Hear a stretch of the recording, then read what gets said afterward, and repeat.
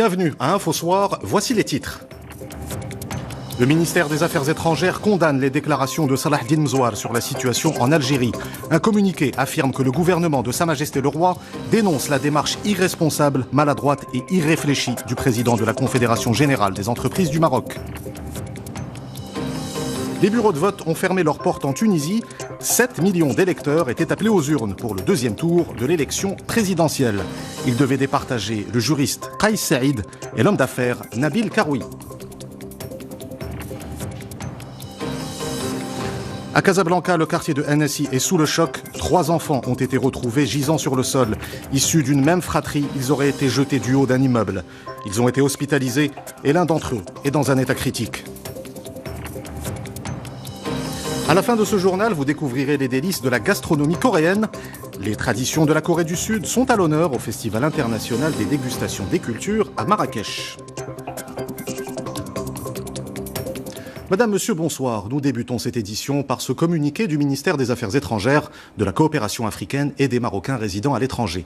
Le communiqué affirme que le gouvernement de Sa Majesté le Roi dénonce la démarche irresponsable, maladroite et irréfléchie de Salah Eddine Mzouar, président de la Confédération Générale des Entreprises du Maroc. Le gouvernement condamne ainsi les déclarations du président de la CGEM sur la situation en Algérie. Les développements avec Oussama El-Bqali.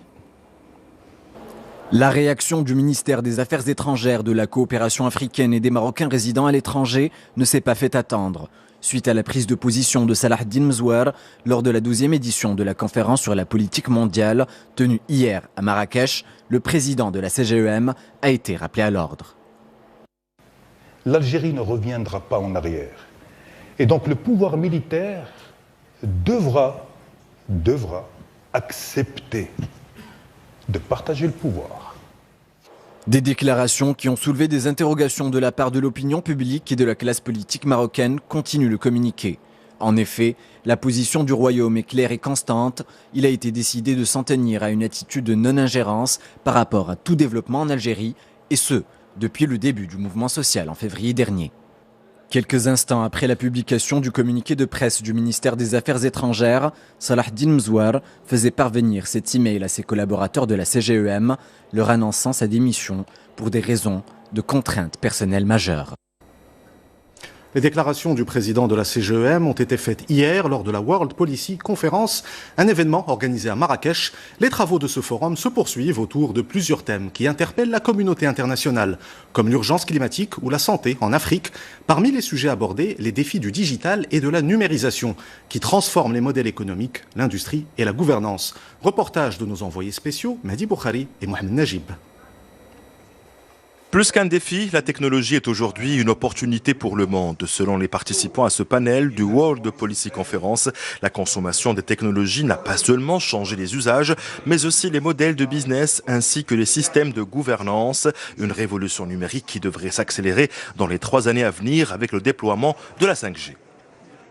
Il y a l'arrivée de la 5G, pas pour tout de suite, mais qui va complètement révolutionner l'accès aux données, puisque de votre iPhone ou smartphone, vous allez avoir accès à la plus grande bibliothèque de connaissances possible. La deuxième chose, c'est que les nouvelles technologies, les sensors, les caméras, le stockage qui va être gratuit et illimité, et surtout la nouvelle génération de puces quantiques, va multiplier les puissances de calcul par 1 million. Une mutation profonde ponctuée par le développement poussé des algorithmes qui optimisent désormais l'exploitation de la data. À cela s'ajoute le développement de l'impression 3D pour des industries pointues comme l'aérospatiale. Déjà, les moteurs de la future Ariane 6 ont des systèmes qui sont faits en impression 3D et évidemment avec des réductions de coûts considérables. Là où auparavant une pièce était constituée de 200 pièces élémentaires qu'il fallait usiner, assembler, aujourd'hui avec l'impression 3D on l'a fait d'un seul tenant et avec des réductions de coûts considérables, des réductions aussi de délais qui sont très très grandes. Une chose est sûre, la technologie est la nouvelle arme économique, un domaine qui est d'ailleurs au cœur de la guerre commerciale entre Pékin et Washington, une digitalisation qui a également révolutionné la notion même de la démocratie. Les participants à la World Policy Conference ont salué la teneur du discours adressé par Sa Majesté le roi Mohammed VI lors de l'ouverture de l'année législative. Un discours qui interpelle les institutions nationales pour s'impliquer plus fermement dans la mise en œuvre des réformes. Un message clair au secteur public et privé, notamment le secteur bancaire et financier. Amina Ben Khalq. Une salve d'applaudissements pour ce discours qui lance un appel clair au secteur financier. Selon les analystes, Sa Majesté le roi Mohammed VI exhorte les banques à s'engager dans la dynamique de développement que connaît le pays. Le souverain insiste également sur le rôle des autorités de régulation qui doivent veiller à instaurer l'équilibre et la confiance entre organismes de financement et débiteurs.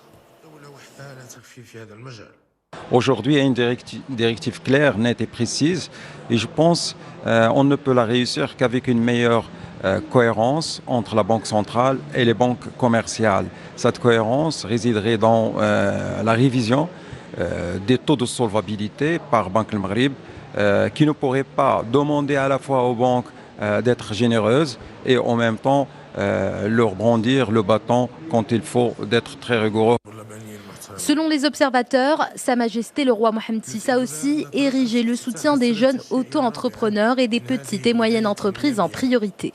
Un soutien qui passe par la simplification des procédures d'accès au crédit pour permettre l'épanouissement des PME qui constituent 90% du tissu économique national. Les banques marocaines sont très adaptées au financement des grandes entreprises, elles sont très adaptées au financement des particuliers, mais ne sont pas du tout adaptées au financement des PME. Pourquoi ? Parce que dans leur ADN, elles sont sur des modèles de garantie qui ne sont pas adaptés à ce que peuvent offrir des PME. Donc elles ne prennent pas de risques avec l'entreprise. Et je pense que c'est réellement sur ça que Sa Majesté a interpellé les banques qui aujourd'hui doivent jouer pleinement leur rôle. Il y a certainement des possibilités de rendement plus élevés et de choses très utiles à faire dans les pays émergents et dans les pays en développement. Donc il est très important en effet que les banques regardent de plus près ce qu'ils peuvent faire dans ces pays-là. De leur côté, il faut que les pays rendent les choses plus faciles en termes de protection des droits de propriété, d'accès au crédit, de sécurité, etc. Pour les analystes, ce discours met aussi le doigt sur un sujet crucial qui est l'emploi des jeunes. Voilà pourquoi le souverain a également appelé le secteur privé à faire de véritables efforts pour réduire le chômage de cette catégorie de la population. Et pour parler des attentes des petites et moyennes entreprises, nous retrouvons en direct de Tanger Abdellah El-Ferghi, président de la Confédération marocaine des TPE-PME. Monsieur El-Ferghi, bonsoir. Merci d'avoir accepté de répondre à nos questions. Dans son discours, le souverain appelle le secteur bancaire à accompagner et soutenir les petites et moyennes entreprises. Quelles sont les contraintes liées au financement que vivent aujourd'hui ces entreprises ? Bonsoir. Sa Majesté le roi Mohammed VI a exhorté les banques, surtout les secteurs bancaires, à plus d'efficacité et intégrer le développement que connaît le Maroc. Donc il a mis le doigt sur l'un des graves problèmes que connaissent les TPE, mais surtout les porteurs de projets, qui est le financement. Les banques ne font pas d'efforts depuis qu'on a connu l'entrepreneuriat dans les années 90 avec les gens entrepreneurs et avec Mouqawalati. Les banques ne font pas beaucoup d'efforts. On constate en parallèle qu'il y a un effort qui a été fait au niveau des garanties, au niveau de la CCG. Donc on constate que la CCG garantit automatiquement les lignes de crédit qui sont inférieures à 1 million de dirhams, mais en parallèle les banques ne font pas d'efforts. Et ça pour nous, les banques demandent beaucoup de garanties. Des garanties réelles, des garanties que les TPE-PME n'ont pas à leur portée. Et ça, Sa Majesté, elle a demandé à ce que les banques, le groupement des banques du Maroc, le gouvernement et Banque al-Maghrib a élaboré des programmes bien précis pour toutes les classes sociales, y compris les TPE, lorsqu'on constate que les PME, donc dans les statistiques officielles, c'est 28 000 entreprises PME, mais les TPE, c'est plus de 3 millions de TPE, donc c'est un tissu économique de plus de 95%. qui est hors circuit financier. Et ça, on ne peut pas se développer avec un tissu qui est très fragile et qui n'a pas de soutien financier. Vous venez de le dire, les TPE-PME représentent donc 95% du tissu économique national, mais par quelle voie peuvent-elles représenter un levier de croissance, peut-être à travers les exportations? Oui, les TPE-PME, lorsqu'on sait que 95% de l'économie du Maroc n'a pas accès au financement, donc il n'a pas accès à l'exportation, à l'importation et pas mal de créneaux. Donc pour l'exportation, les TPE-PME essayent ces dernières années avec l'Afrique. Nous avons été contactés par plusieurs fédérations et confédérations africaines qui veulent faire des partenariats avec nos TPE. Ils savent que nos TPE-PME ont un savoir-faire, donc ils ont eux de la matière et on peut s'associer pour travailler ensemble. Mais il faut un accompagnement vers l'export. Il faut que les TPE-PME aillent en groupe et non pas en particulier, parce qu'ils n'ont pas une assiette financière importante. Donc nous, on encadre dernièrement les TPE. On est en contact avec plusieurs fédérations et confédérations. Donc on a proposé de créer une structure africaine, lier une plateforme qui peut échanger entre ces pays africains, surtout dans les pays francophones. Donc c'est une première pour nous. Donc Sa Majesté, il appuie cette initiative. Donc on remercie vivement Sa Majesté d'avoir incité le gouvernement, le Parlement, le groupement des banques et aussi Banque Le Maghreb de nous accompagner dans ce processus. Dernière question. Dans son discours, le souverain appelle la classe politique à assumer ses responsabilités dans la mise en œuvre des réformes. Quelles sont vos attentes aujourd'hui par rapport à l'action du gouvernement et à celle des instances élues? Ces dernières années, depuis 2015, on s'est approché de partis politiques. On s'est réunis depuis 2015 jusqu'à maintenant avec le groupe parlementaire.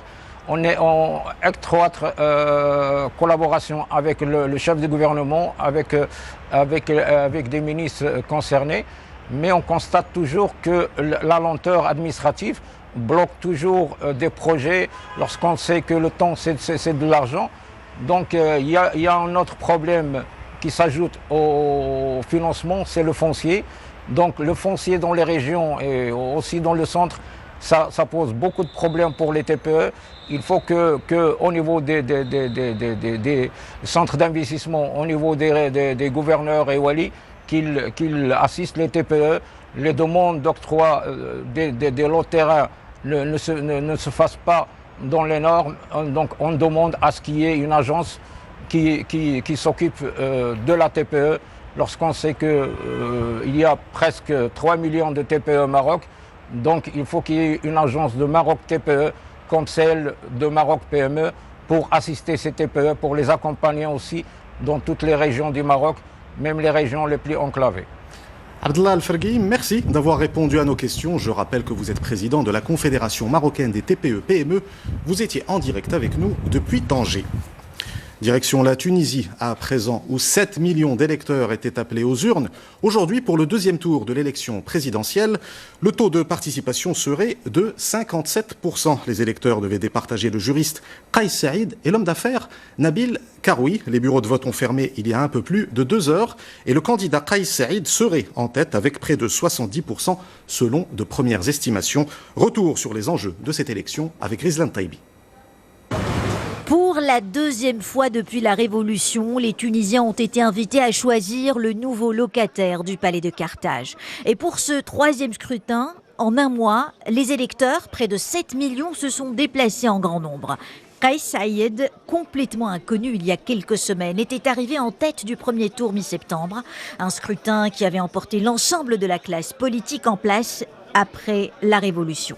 Cet enseignant de droit constitutionnel a réussi à séduire ses compatriotes en exaltant les valeurs de la Révolution de 2011 et en prônant une décentralisation radicale. Je m'adresse au peuple tunisien, où qu'il soit dans le monde entier. Cette journée est cruciale pour nous. C'est à nous de changer le cours de l'histoire. Autre favori, Nabil Karoui, fondateur d'une des principales chaînes de télévision du pays. Il avait obtenu plus de 15,5% des voix depuis sa cellule de prison et a été libéré in extremis mercredi après plusieurs rejets de la justice. J'appelle les Tunisiens à se mobiliser massivement pour des élections plus honnêtes que les précédentes. Le deuxième président démocratiquement élu au suffrage universel de l'histoire du pays, à qui il incombera de trouver des solutions au chômage qui continue de ronger les rêves des jeunes et l'inflation qui grignote un pouvoir d'achat déjà faible, ne sera connu que demain au mieux. Et selon les dernières estimations, le candidat Kais Saïd obtiendrait 76% des voix. Une nouvelle attaque terroriste au Nigeria. Au moins 3 soldats et 4 civils ont été tués dans des attaques menées dans le nord-est du pays. Des positions militaires ont été visées par des groupes terroristes. Au cours des 10 dernières années, les violences dans le nord-est du Nigeria ont fait 35 000 morts et 2 millions de déplacés. Les combats s'intensifient au nord de la Syrie. Les troupes turques poursuivent leur offensive et affrontent les forces kurdes dans la ville stratégique de Ras Al-Ain. La Turquie affirme également avoir pris le contrôle de la ville de Tal Abyad. Selon les Nations Unies, plus de 130 000 personnes ont quitté les zones touchées par les combats qui ont débuté mercredi dernier. Retour au Maroc avec ce drame dans le quartier de Hennessy à Casablanca. 3 enfants ont été retrouvés gisant sur le sol. Issus d'une même fratrie, ils auraient été jetés du haut d'un immeuble. Ils ont été immédiatement hospitalisés et l'un d'entre eux est dans un état critique. Une enquête devra déterminer les causes et les circonstances du drame. C'est un reportage de Younes Habchaoui. Le récit est de Mehdi Foudi. Le drame a secoué le quartier Hennessy à Casablanca. C'est depuis le toit de cet immeuble résidentiel qu'une femme aurait jeté ses 3 enfants. Tous ses voisins sont sous le choc. Nous étions chez nous lorsque nous avons entendu soudainement le bruit des chocs. Nous avons cru au début à une explosion d'une bonbonne de gaz. Quand nous sommes sortis pour vérifier, nous étions choqués. 3 enfants étaient allongés par terre. Elle les aurait jetés depuis le toit de son immeuble. C'est ce que l'enfant aîné aurait raconté aux habitants qui étaient sur place. Il était blessé sur son visage, tandis que le bébé était inconscient. Les 3 frères ont été transportés d'urgence à l'hôpital universitaire d'enfants Abdrahim Harouchi à Casablanca. Parmi les enfants, ceux âgés de 8 et 6 ans sont actuellement dans un état stable. Le plus jeune, âgé d'1 an seulement, est quant à lui dans une situation critique. Le premier, il a 8 ans. Et a des lésions au niveau du thorax avec un pneumothorax. Le second, 6 ans, il a une lésion abdominale avec dilacération du rein. Le troisième, c'est le plus grave, qui a 1 an. Lui, il a 1 an. Alors lui, il a des lésions neurologiques importantes. Celui d'1 an était instable initialement, donc on l'a adressé directement au service de réanimation du CHU de Casablanca. Les 2 autres, ils étaient en état stable, mais actuellement également hospitalisés au service de réanimation. Une enquête a été ouverte par les autorités compétentes pour déterminer les causes exactes de cette tragédie. C'est un centre pour lequel la société civile s'est mobilisée pendant plusieurs mois. Les images du centre social de Titmlil avaient fait le tour des réseaux sociaux en raison de l'état vétuste des installations. Cette structure vient de bénéficier d'une caravane médicale. 800 pensionnaires de l'établissement ont reçu des consultations médicales assurées par une équipe de médecins représentant plusieurs spécialités. Reportage Younes Habchaoui, le récit est de Amina Ben Khalq. Des équipes au complet au chevet des pensionnaires du centre social Dar el-Khair de Titmlil. Tout un dispositif est mobilisé pour permettre aux 800 locataires de cet établissement de bénéficier de cette campagne médicale multidisciplinaire. J'ai pu passer une série d'examens car je souffre de diabète et d'hypertension, mais ces consultations m'ont rassurée car je me porte bien selon les médecins. J'ai bénéficié d'un examen de diabète, tout s'est bien passé, il faut dire qu'on s'occupe bien de nous. Organisée par la délégation provinciale de la santé en partenariat avec des acteurs associatifs, cette caravane a tout prévu. Outre la mobilisation d'une unité de dépistage de la tuberculose, elle a également fait appel à plus de 30 médecins, toutes spécialités confondues. Cette caravane est une manière de compléter les examens et soins que reçoivent ces pensionnaires. C'est pour cette raison que nous avons fait en sorte de mobiliser des médecins, toutes spécialités confondues. C'est une initiative qui cible les personnes vulnérables. L'objectif est de s'intéresser davantage à la situation des pensionnaires de ces centres sociaux. Les pensionnaires de ce centre ont également bénéficié de médicaments gratuits suite à cette initiative solidaire. Elle vise à diversifier les prestations fournies aux locataires de ce type d'établissement. Une initiative écologique à Casablanca. Dans certains quartiers, ce dimanche était une journée sans voiture. Entre 10h et 16h, certaines artères étaient réservées aux piétons ainsi qu'aux cyclistes. Une manière de sensibiliser aux risques liés à la pollution atmosphérique. Une action similaire a eu lieu à Mohammedia. Pour clôturer ce journal, je vous invite à découvrir les délices de l'art culinaire coréen. La Corée du Sud est en effet l'invité d'honneur du Festival international des dégustations des cultures. L'événement, organisé à Marrakech, en est à sa 2e édition. Le but du festival est de permettre aux visiteurs une double expérience. Il s'agit de découvrir les traditions culturelles des pays invités, tout en dégustant leurs spécialités gastronomiques. C'est un reportage de Mohamed Chahima, le récit est de Rizlan Taibi. Pas moins de 45 pays participent à cette 2e édition. Les fins gourmets du Maroc sont invités à découvrir leurs aspects culturels à travers leurs traditions gastronomiques. On a fait en sorte de ramener beaucoup de cuisine internationale pour qu'on puisse tous manger ensemble, charkoutam comme on dit en marocain, et qu'on puisse rencontrer tout le monde dans une atmosphère de convivialité, d'amour et de respect. Les mets à l'honneur sont le kimchi, le bulgogi et le bibimbap, des plats emblématiques de la Corée, invités d'honneur de cette édition. Je pense que la cuisine coréenne est très connue dans le monde aujourd'hui. C'est aussi pour être bon pour votre santé. Je pense que c'était une très bonne occasion pour présenter. Des activités culturelles, mais aussi des ateliers de pâtisserie et des dégustations sont également au rendez-vous de cette édition. Avant de nous quitter, je vous rappelle l'une des principales informations de cette édition. Le ministère des Affaires étrangères, de la coopération africaine et des Marocains résidant à l'étranger condamne les déclarations du président de la CGEM sur la situation en Algérie. Un communiqué affirme que le gouvernement de Sa Majesté le Roi dénonce la démarche irresponsable, maladroite et irréfléchie de Salahdine Mzouar, président de la Confédération générale des entreprises du Maroc. C'est la fin de cette édition. Vous retrouvez tout à l'heure Sana Arahimi pour Al Masaiya et demain Ihsan Benbel pour Infosoir. Excellente soirée sur 2M.